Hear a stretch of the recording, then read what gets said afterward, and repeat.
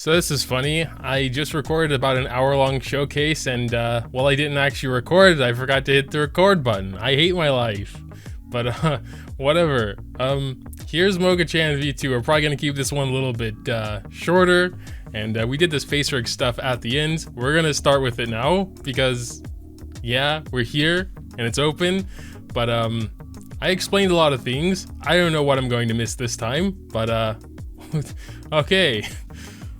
Currently I'm using v2 Studio, and I don't have any like hotkeys to make her hand go down to the side, so she's using the thinking pose right now, which I think is super cute, but probably more for like special cases. Anyway, here would be her default pose. As you can see, we have a few hotkeys in face rig. v2 Studio doesn't really have those yet. I mean, it does, but yeah, it'll take some more work. Z toggles the glasses on and off.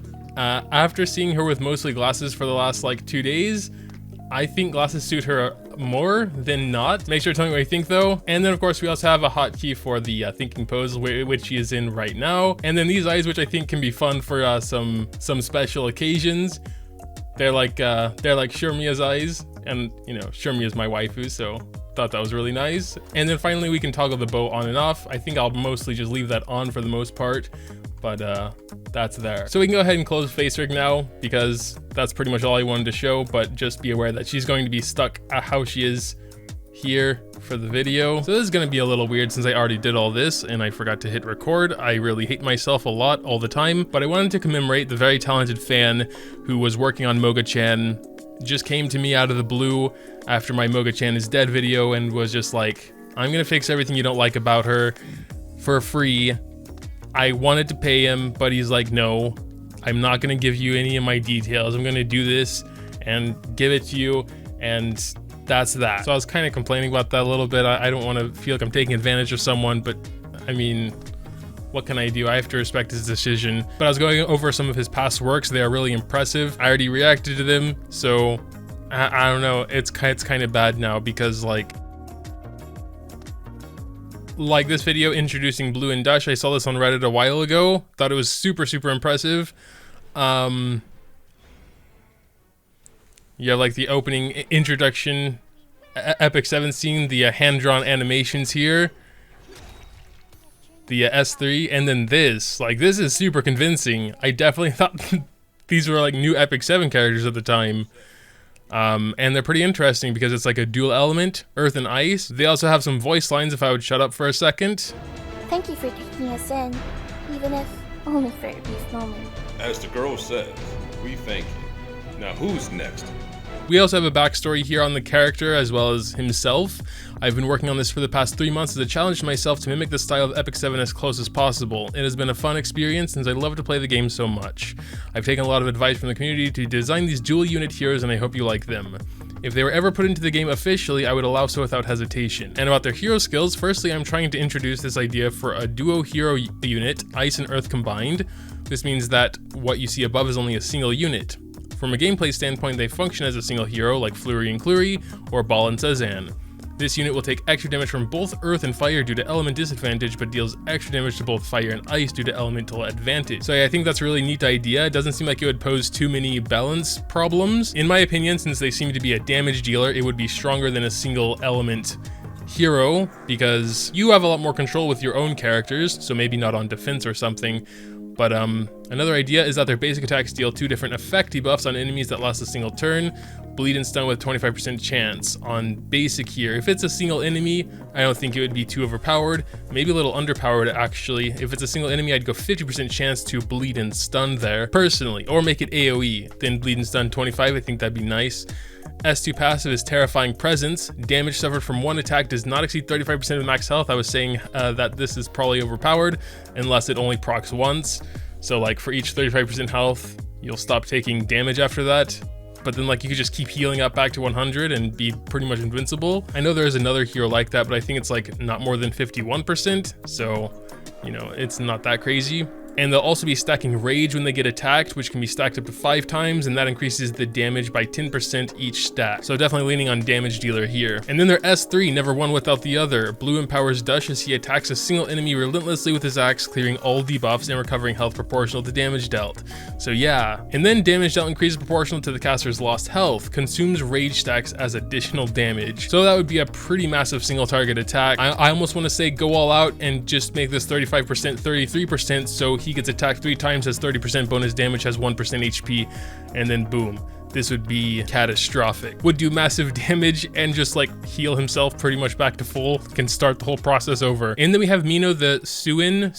I always don't know how to pronounce that, but basically like a female Rusid, or Purgus, like a furry, a Sween, however that's called. Yeah, we actually don't have any female furries, do we? So quite nice. I don't believe there's a backstory to this one besides that, so I don't really have much else to say. Here we have Yelva the Huntress. He told me this is also a full-fledged Sween, and as you can see, she does in fact have ears. She has like claws, and the feet are also kind of claw-like. You can see that at the beginning. Paws? You know, like the animal limbs. I'm not good at English right now. Yeah, and then we have Duskwalker Basque. My first impressions was a hoot. Sadly, that is gone forever, but Duskwalker Basque. So for those that are familiar with the DN side story, it was pretty sad, and things happened, and Duskwalker Basque. I do want to read the description though. This is the sort of explanation. A shuffling corpse drags his dried, petrified body across the forest, his mind devoid of all thoughts, except for one. Dien. His giant metal blade scrapes against the ground as the being journeys in search of fulfilling his duty. Protect Dien. Baskin audibly tries to word out, but unable to do so due to his lack of facial muscles. Instead, a rough, low growl took its place. He is now only a distant proxy of who he once was, a proud knight charged with protecting a girl from the way of blue. He is an undead, brought back to life by Kairon, who did not expect this lifeless corpse to still retain a will strong enough to disobey his orders. Bask no longer has physical, human eyes, but seeing bright flashes of light in his vision, Bask makes his way towards the dancing flames in the distance, a beacon of his destination emitting from a chaos gate. So, yeah, there's that.